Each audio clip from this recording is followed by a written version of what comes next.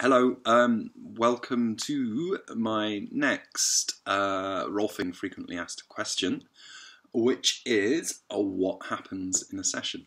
So every Rolfing session kind of has its own set rhythm, or it's like there's several things that generally always happen in a session. And the first one, after a kind of a brief chat and a catch up, is a body reading. And so for body reading, I'm going to ask you to stand and maybe walk as well. And I'm just going to look at where you're at and use that to kind of guide what we need to do together in the session. It can feel a bit intimidating to be like watched and looked at and maybe even a little bit judgmental. But my intention is not that. My intention is really just to see where you're at right now. What are the strengths? What are the things that we could look at to kind of affect change? I'm never going, oh my God, look at that. My attempt is to be incredibly neutral and also careful with the words I say. Like if I'm asking you to look at something, I generally don't call the thing what it is, like many people do.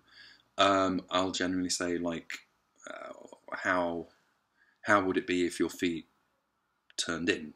Like how would it be if your feet weren't so wide? I often give the thing that I want to change rather than say your feet are too wide, or I give you the place to go. So in terms of body reading and that thing about being comfortable about it, I've also made a frequently asked question about what to wear, and so consider your clothes choice if you're so that you are comfortable with that process. The next part of the session is kind of the bulk of the session, where you'll be on the table mainly and we'll be doing the hands-on work. I'll be asking you to move maybe as I work, and just the hands-on Rolfing work of touching tissue and moving stuff about and making space and length and the good stuff. Towards the end of the session, 3 things happen that all kind of have the same aim or purpose. And that purpose is integration and bringing the body back to a good place that's able to adapt to anything we've changed or anything that's changed elsewhere in the body. So 3 places we work. The neck, kind of often in the back of the neck, but sometimes in the front as well. The spine, often like 2 hands or kind of working either side of your spine.